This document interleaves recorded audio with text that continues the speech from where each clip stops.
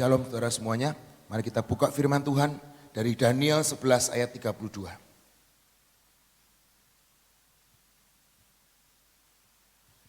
Daniel 11 ayat 32 berkata seperti ini.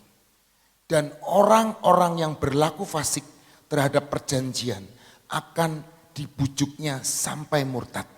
Sekali lagi, dan orang-orang yang berlaku fasik terhadap perjanjian akan dibujuknya sampai murtad dengan kata-kata licin.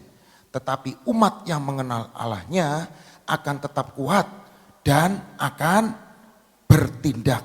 Di sini berkata orang-orang yang berlaku fasik terhadap perjanjian. Kita adalah umat perjanjian Tuhan, amin saudara. Kitab kita adalah kitab perjanjian. Ada perjanjian lama dan ada perjanjian baru, betul? Setiap hari saya berharap, kita berharap semuanya kita bisa membacanya setiap hari. Perjanjian dalam bahasa Inggrisnya artinya covenant, amin. Dan di sini berkata, di Daniel berkata, orang-orang yang tidak percaya, dalam terjemahan lain, orang-orang yang tidak percaya terhadap perjanjian akan dibujuknya. Yang bujuk siapa saudara? Iblis saudara. Kuasa gelap yang membuat keinginan hati kita beda daripada keinginan hati Tuhan. Terjemahan lain berkata, orang-orang yang tidak percaya terhadap perjanjian akan dibujuknya sampai murtad dengan kata-kata yang licin. Tetapi umat yang mengakui dan mengenal dan mempunyai pengenalan kepada Allahnya akan tetap kuat dan akan bertindak. Hari-hari ini kita butuh kekuatan ekstra. Amin. Hari-hari ini di dalam dunia ini kita butuh yang namanya kekuatan yang daripada Tuhan. Tapi satu hal Tuhan berkata, firman Tuhan berkata, percaya akan perjanjian. Amin saudara. Saudara mengenal diri saudara sendiri? Benar. Tapi firman Tuhan berkata, Tuhan itu lebih kenal saudara daripada diri saudara sendiri. Ketika Tuhan Yesus ada dalam dunia ini, dia menjamah yang namanya Sakius. Betul saudara? Sakius itu apa? Pemungut cukai. Dan kembali lagi, Yesus menjamah yang namanya Bartimius. Bartimius apa? Pengemis. Bahkan Alkitab berkata, jubahnya jubah pengemis. Udah miskin, nggak bisa kerja, ngemis, ditambah satu, buta. Tapi hari itu ketika Yesus berjalan, dari semua kerumunan orang, dia bisa dengar suara Bartimius. Hari ini, apakah suara hati kita, apakah suara mulut kita terdengar dan itu membuka pintu surga dalam hidup kita? Banyak di dalam dunia ini, miliaran jiwa, betul. Hari itu Yesus membuktikan. Dari semua kerumunan, bahkan mengeluh-ngeluhkan Yesus. Tapi Yesus mendengar suatu suara, yaitu Bartimius. Hari ini, setiap pagi kita datang di PW. Betul saudara? Yang streaming di rumah. Hari ini, apakah suara pujianmu? Apakah suara penyembahanmu sampai terdengar ke surga? Itu adalah hubunganmu dengan Tuhan sendiri. Hari itu Bartimius, suaranya mungkin kecil, gak terdengar.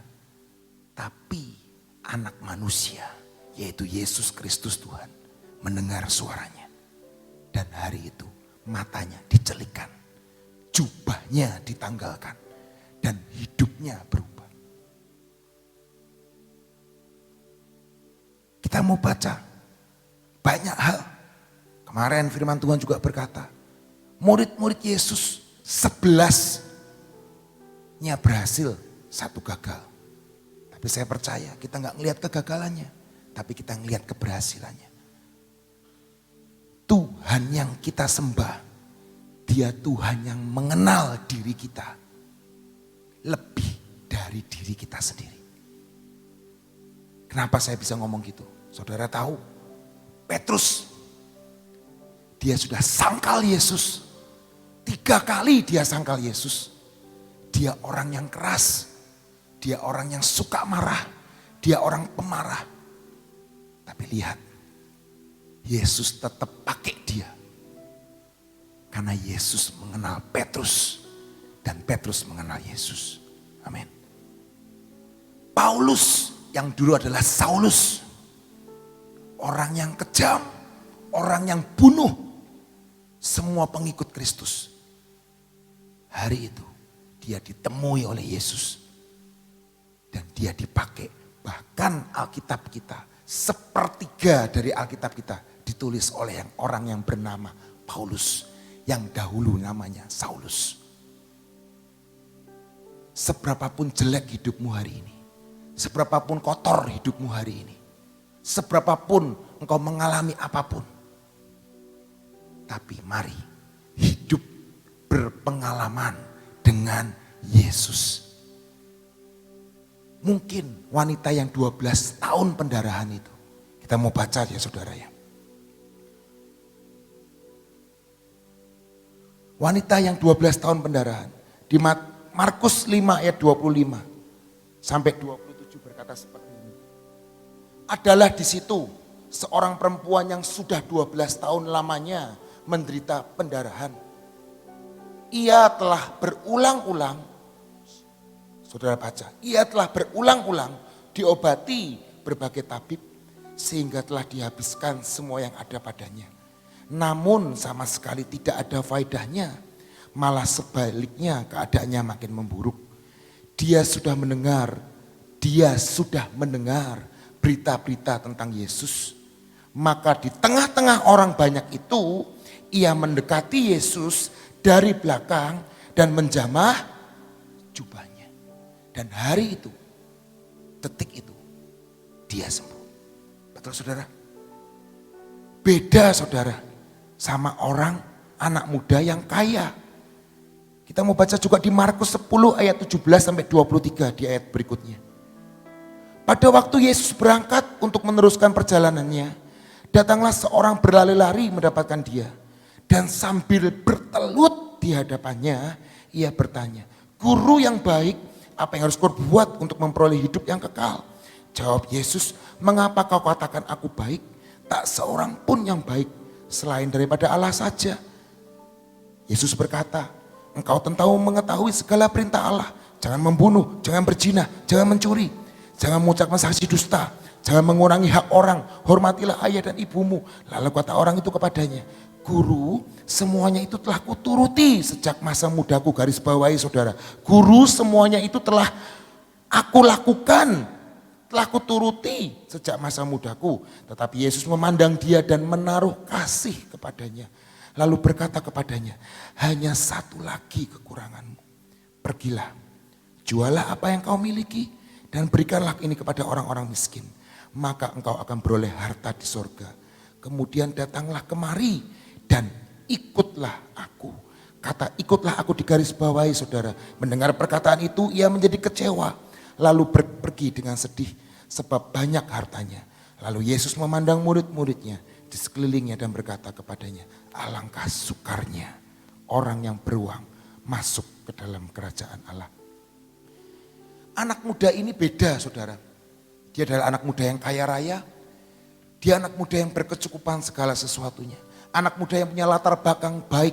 Tidak punya kepahitan karena keluarganya cukup kaya.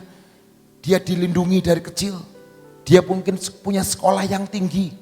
Dia punya segala sesuatunya dalam hidupnya.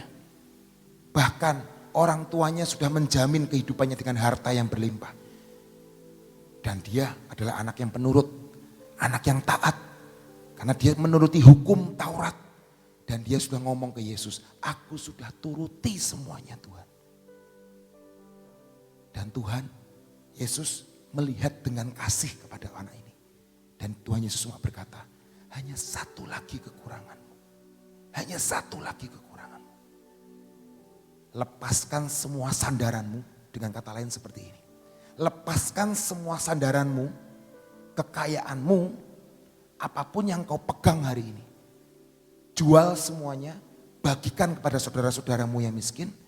Lalu kamu datang kemari dan ikutlah aku. Kata ikutlah aku dalam bahasa Ibrani. Kemarin saya katakan artinya yada. Yada artinya mengenal, mengikut, nurut, dan mengabdi. Dan arti yang lebih dalam lagi adalah yada artinya punya hubungan intim seperti suami dan istri. Itu yada. Dan anak muda ini ketika Tuhan ngomong yada, ikutlah aku nak. Dia berkata dan dia sedih karena dia tidak bisa melepaskan semua hartanya itu dan mengikut Tuhan. Hari ini mungkin kita punya pengertian, punya tahu, kita baca Alkitab, bahkan kita PW setiap hari, bahkan kita sudah Kristen sejak lahir. Tapi hari ini apakah kita punya pengalaman, punya hubungan dengan Tuhan? Yada dengan Sang Pencipta kita. Suatu saat saudara, saya punya teman, saya punya anak sel group di persekutuan doa kaum muda di LG pada waktu itu. Pada waktu itu dia akan ke Israel. Saya sudah pernah ke Israel sebelum dia. Dia pengen ke Israel. Dan hari itu dia dapat kesempatan untuk ke Israel. Saudara tahu, dia sebelum dia ke Israel, dia bisa menceritakan dari A sampai Z tentang Israel. Nanti gini kok, nanti gini kok, nanti gini kok. Di Yerusalem ada seperti ini. Di Bukit Golgota ada seperti ini. Di Taman Getsemani ada seperti ini. Dia bisa ceritakan semuanya. Tapi berdasarkan pengetahuannya. Ketika dia sampai ke Israel dan dia pulang lagi ke Indonesia. Dia cerita lagi sama saya. Oh, ternyata kok di sana lebih dari apa yang saya mengerti. Lebih dari apa yang saya tahu. Dan arti kata yada, ini artinya apa saudara? Mengikut Tuhan bukan dengan teori. Percaya Tuhan bukan karena teori. Tapi percaya Tuhan karena kita hidup mengalami bersama Yesus. Seringkali orang berkata, saya tahu semua tentang Israel. Saya tahu semua tentang, tapi gak pernah datang ke Israel. Seperti sama contoh, saya tahu semua menu masakan di tempat itu. Saya tahu ada ini, ada ini, ada ini. Tapi saya belum pernah makan. Ya aja ngomong jare wong Cirebon. Hanya tahu, tapi gak pernah ngalamin. Dan anak muda ini, Tuhan berkata kepada anak muda ini, yada, ikutlah aku. Dan kata yang sama, ayat yang pertama tadi saya ngomong.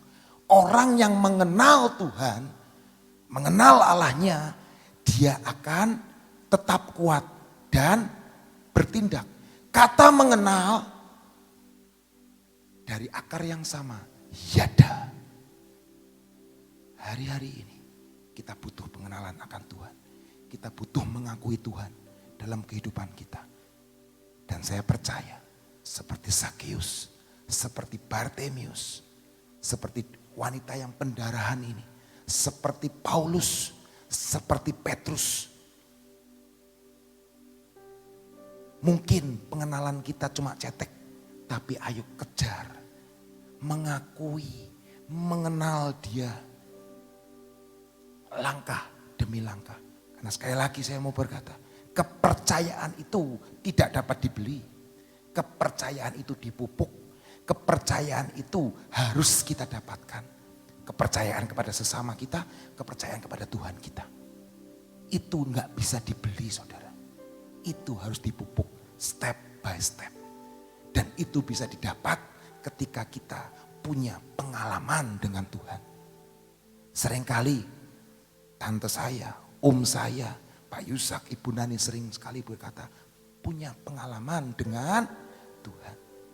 Dan sekali lagi, kita menyembah Allah Ishak, Abraham, dan Israel, betul? Tapi kita hanya jangan cuma sekedar itu Allah mereka. Tapi hari ini kita juga harus tahu Dia adalah Allah kita. Karena firman Tuhan di Ibrani, Tuhan tetap Tuhan yang sama. Amin, saudara. Dan ketika kita mengenal Dia, ketika kita mengikuti Dia, ketika kita berjalan bersama dengan Dia, kita bisa merasakan yang namanya damai sejahtera. Gimana kita bisa mendapat damai, bisa mendapat sukacita dalam hidup ini? Satu-satunya jalan, kita harus step by step mengikuti Yesus. Tanpa kita mengikuti Yesus, tanpa kita berjalan bersama dengan Dia, hidup berpengalaman dengan Dia, ngalami, kalau Pak Yusak ngomong, ngalami. Kalau kita nggak ngalami, kita cuma jadi orang yang pinter teori. Seperti anak sel grup saya ini. Dia hanya pinter teori, dia tahu tentang Israel, tapi dia nggak pernah menginjak tanah perjanjian. Tapi ketika dia sudah mengalami tanah perjanjian itu, dia bisa cerita lebih banyak, lebih lengkap, dan pengetahuannya yang dahulu itu dibuang semuanya. Karena dia tahu dia punya pengalaman yang baru. Hari ini pengalaman apa? Mungkin kita hanya tahu tentang teorinya.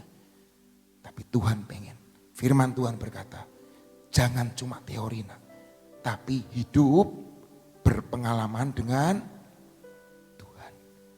Dan yang menarik saudara, di anak muda ini berkata, Tuhan ngomong gini, sukar bukan gak bisa loh. Orang yang beruang, yang punya harta banyak, bisa masuk surga enggak? Bisa. Tapi Tuhan ngomong sukar. Artinya apa? Wah kalau kayak gitu enggak boleh kaya. Enggak boleh punya uang ya? Salah. Tuhan ngomong sukar karena pengertian kita. Makanya Tuhan ngomong, jangan bersandar dengan pengertianmu. Jangan bersandar dengan hartamu. Karena Tuhan ngomong sukar. Kalau engkau bersandar sama hartamu, engkau bersandar sama pengertianmu, engkau sukar masuk dalam kerajaan surga. Engkau sukar masuk dalam rencana dan kehendak Tuhan yang ajaib. Hari ini tanggalkan semuanya itu. Tanggalkan semuanya itu. Di Amsal berkata seperti ini. Di terjemahan yang lain. Bahasa Indonesia sehari-hari. Karena berkat Tuhan sajalah orang menjadi kaya. Kerja keras tak dapat menambah harta. Setiap kali mungkin kita berkata, wah kerja. Oke, itu baik saudara. Tapi jangan lupakan Tuhan.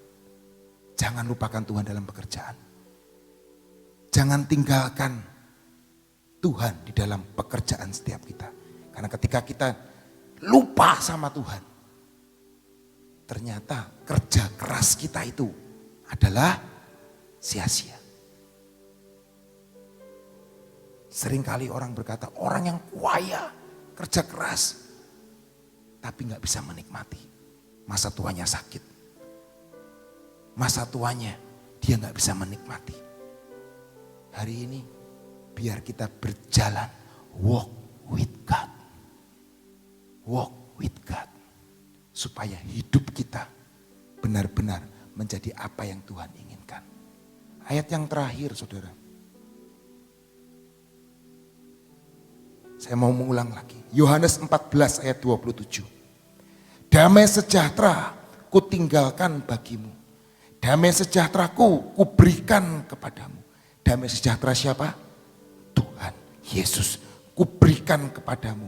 Dan apa yang ku berikan tidak seperti yang diberikan oleh dunia. Janganlah gelisah dan gentar hatimu. Hari ini Tuhan sudah meninggalkan damai sejahteranya buat hidup kita. Ketika di Taman Eden damai sejahtera itu belum turun. Karena Tuhan sudah menciptakan taman yang begitu indah. Tapi ketika dia bangkit dan naik ke surga, dia berkata kepada murid-muridnya dan bahkan kepada semua orang yang percaya kepadanya, damai sejahteraku kutinggalkan bagi kita. Kita mungkin gak bisa ngelihat dia setiap hari. Susah ya saudara. Kalau kita gak bisa ngelihat orang itu susah. Gak bisa ngelihat Tuhan setiap hari itu susah. Tapi dia berkata, Yesus berkata firman-Nya, damai sejahteranya itu yang akan bisa saya dan saudara rasakan. Dan itu yang membuat kita tahu kalau dia Tuhan yang berjalan bersama dengan kita. Ketika damainya bertambah, kita tahu kita ada di dalam trek dan jalan Tuhan. Hati-hati ketika damai sejahtera itu hilang, kita harus berdoa kembali. Kita harus peka, ini benar enggak dari Tuhan? Ini benar enggak dari Tuhan? Kalau bukan daripada Tuhan, mari kita tinggalkan itu. Sama seperti anak muda yang ini. Ketika dia dikata, ayo ikut aku. Berjalan bersama aku. Yada bersama dengan aku. Dan dia berkata, enggak bisa. Karena sebenarnya intinya, anak muda ini, dia hanya tahu teori. Tapi dia enggak percaya sama Tuhan. Kalau Tuhan itu sanggup melakukan perkara-perkara yang ajaib. Kalau anak muda ini ikut pada waktu itu, mungkin ceritanya akan berbeda. Ayat yang berikutnya, yang terakhir saudara, yang terakhir. 2 Petrus 1 ayat 2. 2 Petrus 1 ayat 2 berkata seperti ini saudara. Kasih karunia dan damai sejahtera melimpahi kamu. Oleh apa? Oleh pengenalan akan Allah dan akan Yesus Tuhan kita. Jelas saudara? Ketika kita yada, ternyata damai sejahtera, kasih karunia Tuhan itu turun dalam hidup kita. Saudara pernah dengar, tadi pagi saya dapat ayat dari saudara pelayanan. Ayatnya seperti ini saudara. Saya mau bacakan buat saudara ya. Dan ini berkata sungguh dalam hati saya.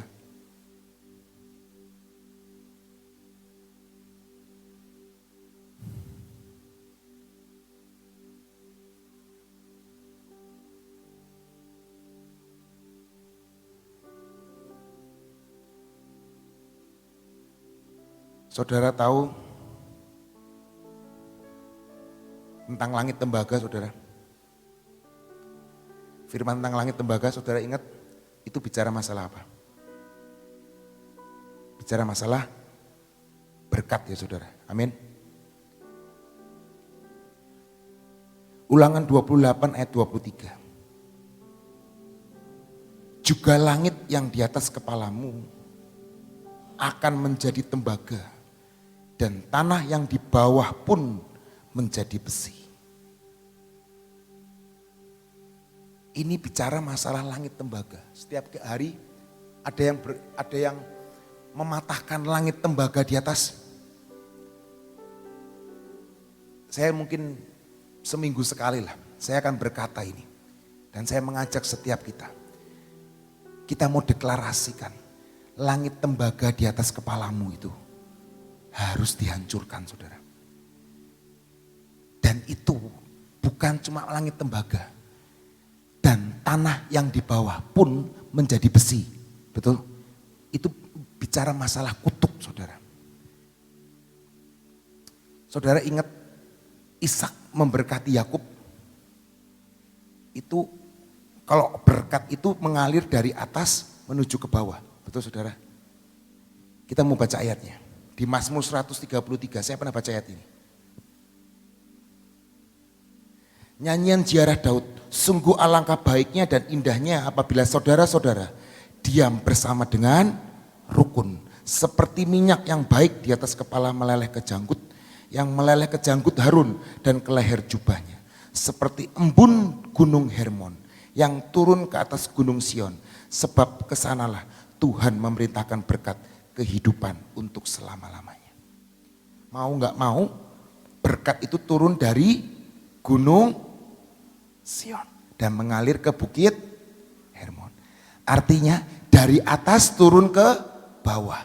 Kalau langitnya tembaga dan tanahnya besi, mengalir enggak? Enggak mengalir. Hari ini setiap kita, saya mengajak setiap kita mematahkan setiap kutuk langit tembaga dan tanah besi dalam hidup kita. Dan di Mazmur berkata, alangkah indahnya dan baiknya apabila saudara-saudara diam bersama dengan rukun.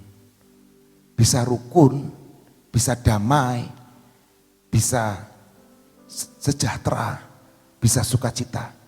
Kalau hati ini damai, sukacita.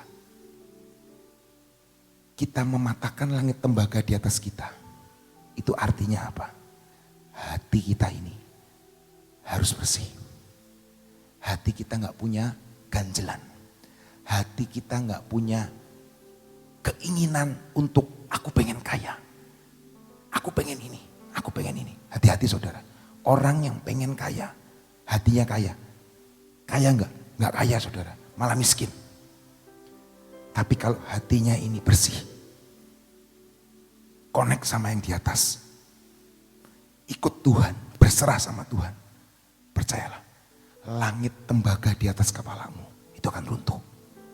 Dan tanah bukit Hermon itu akan menghasilkan buah-buah yang lebat. Hari ini kita mau tetap perkatakan, aku hancurkan setiap langit tembaga di atas kepalaku. Dan tanah aku perintahkan, tanah yang gembur, tanah yang tidak besi. Tanah besi itu nggak bisa ditanamin saudara. Tapi satu hal, hatimu ini loh, harus melekat, harus berubah. Nggak nempel, nggak bersandar sama kekayaan. Hati yang memberi kasih, memberi apapun yang Tuhan inginkan kau berikan kepada saudara-saudaramu. Engkau nggak pegang, dan hati ini yang akan membuat langit tembaga di atas kepala setiap kita ini. Dan tanah yang di bawah ini menjadi gembur dan menjadi terbuka. Tadi pagi saya dapat firman ini dan saya, oh ya Tuhan, amin. Saya mau mengenal Tuhan lebih lagi. Saya mau mengikut Tuhan lagi. Jangan seperti anak muda ini. Dia tahu Tuhan. Tapi tahu, hanya sekedar tahu. Bukan mengikut dan mengenal Tuhan. Dan biar hari ini setiap kita boleh mengenal dan mengikut Tuhan yang luar biasa. Amin. Saudara, hari ini kita banyak belajar dan satu hal kita tahu, ikatan itu susah untuk dilepas. Ya, kalau kita tadi tahu tentang anak muda ini, dia kan katakan, aku sudah ini Tuhan, aku sudah ini, aku sudah ini, aku sudah ini. Sudah aku lakukan sejak masa mudaku. Betul kan? Berarti dia itu sudah melakukan ini. Tapi ternyata dia gak nyadar bahwa ada satu ikatan yang Tuhan ingin untuk dilepaskan. Jadi ikut Tuhan itu harus bulat. Seluruhnya dalam hidup kita. Itu yang Tuhan mau. Nah, anak muda ini gak menyadari bahwa masih ada satu yang belum dia dapat serahkan. Yaitu apa? Ikatan harta. Ya, memang itu tidak mudah. Ya. Maka kadang-kadang kita itu gak menyadari. Ternyata masih ada sesuatu yang kita belum lepaskan. Sedangkan itu yang Tuhan mau. Waktu Luki cerita seperti itu, saya tiba-tiba diingatkan. Iya ya, memang untuk mengatakan tunduk sama Tuhan, taat sama Tuhan, itu tuh tidak semudah kata-kata. Kadang-kadang kita nggak menyadari. Tiba-tiba saya diingatkan apa yang pernah saya alami. Begini saudara, suatu saat ceritanya, suatu saat tiba-tiba almarhum suami saya itu ngomong sama saya, kapan sih kamu itu tunduk sebagai seorang istri? Gitu. Saya bilang, mana aku gak tunduk, saya bilang gitu. Apa yang kamu pengen aku tunduk. Misalnya kamu ngomong, kamu jangan begini, aku tunduk kok. Aku selalu mengikuti apa yang kamu mau, gitu. Rasanya aku tuh sudah taat loh sama kamu. Rasanya aku tuh sebagai istri tuh sudah tunduk. Kamu misalnya saya pengen begini, saya ngomong kamu gak boleh gitu. Ya aku tak turuti walaupun kadang-kadang gak 100% hatiku. Tapi aku mau nurut, itu kan berarti tanda aku tunduk. Apalagi kamu kok ngomong aku gak tunduk tuh dalam bidang apa gitu. Saya gak nyadar saudara. Saudara tahu hanya perkara kecil. Begini, waktu kita punya anak, waktu Sofi lahir, kan masih baby. Suami saya tuh ngomong gini, kuku kamu tuh lo dipotongin, katanya gitu. Itu nyekrei, katanya gitu. Jadi engkau kena kulitnya anak. Jadi kuku dipotongin. Ya, saya ngomong iya, tapi ternyata nggak saya lakukan. Karena pikir saya kuku kalau dipotongin kok jadinya kuku saya jadi jelek. Nggak saya lakukan. Ngomong lagi, kuku kamu tuh dipotongin gitu. Ya, tapi saya nggak lakukan saudara. Itu berjalan sampai anaknya gede. Ya, lama-lama dia mungkin ini orang perkara begini aja kok nggak mau tunduk. Jadi sampai suatu saat dia tuh ngomong gitu. Kapan sih kamu itu tunduk sebagai seorang istri? Waktu dia ngomong perkara kuku katanya gitu. Oh, tapi kan gini, orang kalau ulangan katanya, saya bilang gitu. Soalnya 10, salah satu masih dapat 9. Berarti kan saya 9 itu taat sama kamu. Hanya satu aja yang gak taat. Tapi dia mengatakan tetap tidak taat. Nah, karena apa? Tetap tidak tunduk. Ya. Nah sebenarnya Tuhan itu pun seperti itu. Ya, jadi kalau kita itu mau taat sama Tuhan itu harus bulat. Ya. Seperti pemuda tadi gak bulat dia ikut Tuhannya. Dia sedih karena masih ada ikatan. Dan hari ini apapun yang menjadi ikatanmu, supaya langit tembaga itu tidak ada di atas kita dan besi tidak ada di bawah kita, sehingga kita bisa enak dalam segala sesuatu. Lepaskan ikatan apapun walaupun itu kecil ya. Tapi kalau Tuhan ngomong ini gak baik, nah belajar untuk lepaskan. Amin. Yuk kita berdoa. Terima kasih ya Tuhan untuk kasih sayang-Mu, kasih setiamu yang tidak pernah berubah. Kami mengucap syukur karena Kau sungguh amat sangat baik. Hari demi hari Engkau tidak pernah melupakan kami. Engkau peliharakan kami. Engkau memberikan yang terbaik untuk kami. Pertolongan-Mu tidak akan pernah terlambat. Engkau lebih tahu Tuhan. Engkaulah kekuatan kami. Engkau Bapa yang sangat hebat. Terima kasih untuk semua dan semuanya ini. Kami bersyukur punya Bapak seperti Engkau. Setiap pagi Engkau selalu mengingatkan kami apa yang masih kurang dalam hidup kami. Biarlah kami, Kau selidiki hidup kami Tuhan. Kalau masih ada perkara-perkara yang harus kami lepaskan, buat kami melepaskannya Tuhan. Supaya langit tembaga dan tanah yang besi ini terhindar daripada kami. Terima kasih untuk kasih setiamu. Hari ini ya Tuhan, kami datang di hadapan-Mu, kami tetap mau berdoa buat hidup kami. Biarlah hidup kami dimanapun kami berada saat ini. ikatan apapun yang masih mengikat dalam hidup kami, yang Engkau tidak suka, Engkau lepaskan, Engkau cabut Tuhan. Sampai apapun dalam hidup kami, semua menyenangkan hati-Mu. Terima kasih untuk kasih setia-Mu. Kami juga berdoa untuk semua persoalan dan beban dalam hidup kami Tuhan. Beban apapun Tuhan, beban tindakan sakit penyakit. Jikalau saat ini sakit penyakit kami yang sudah didoakan tapi sampai dengan saat ini belum terlepas. Bapa, Engkau datang dan Kau lepaskan kami semuanya yang saat ini menghadapi sakit penyakit. Engkau lepaskan dan Kau datang untuk sembuhkan Tuhan. Engkau jamah Tuhan karena bilur-Mu menyembuhkan. Bila ada yang mengalami tekanan-tekanan dalam hidupnya, stres Tuhan, tekanan perekonomian, tekanan masalah suami, tekanan masalah istri, masalah apapun Tuhan, saat ini Engkau datang. Engkau buat jalan keluar. Sehingga kami tahu bahwa hidup kami senantiasa Engkau tolong Tuhan. Dan pertolongan-Mu tidak pernah terlambat. Terima kasih untuk semuanya. Dan saat ini kami juga berdoa buat bangsa dan negara kami Tuhan. Engkau terus memprotek akan bangsa dan negara kami. Engkau terus lakukan apa yang menjadi kehendak-Mu atas bangsa dan negara kami. Lepaskan daripada malapetaka, lepaskan daripada bencana-bencana.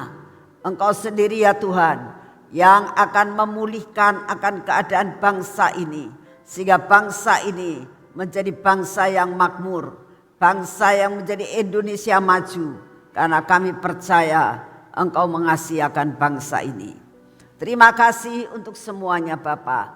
Kami percaya lawatan akan terus terjadi. Sehingga jiwa-jiwa banyak yang diselamatkan. Terima kasih untuk semua dan semuanya ini Bapa. Saat ini kami mau masuk dalam pengurapan. Mari saudara, kita ambil minyak urapan. Kita mengurapi akan hidup kita saat ini. Karena kita tahu hidup kita hanya karena anugerah Tuhan. Bapak, kami minta di dalam nama-Mu, biarlah pengurapan ini turun atas hidup kami. Sehingga kami tahu proteksi yang daripada-Mu turun atas hidup kami dan sepanjang hari ini. Proteksi terjadi atas mata kami Tuhan, atas telinga kami, atas bibir mulut kami dan hati kami. Ya Tuhan, Engkau terus protek akan hidup kami. Engkau terus lepaskan semua kekurangan-kekurangan dalam hidup kami. Engkau terus bekerja dalam tangan kami Tuhan. Sehingga apapun yang kami kerjakan tidak ada yang gagal. Karena kami lakukan bersama dengan Engkau. Biarlah kaki kami terus berjalan dalam jalan yang berasal daripada-Mu.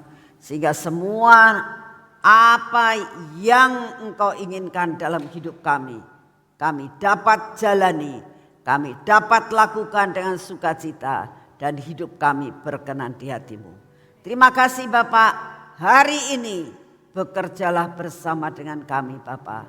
Dalam nama Tuhan Yesus. Amin. Selamat pagi, Tuhan memberkati saudara semuanya.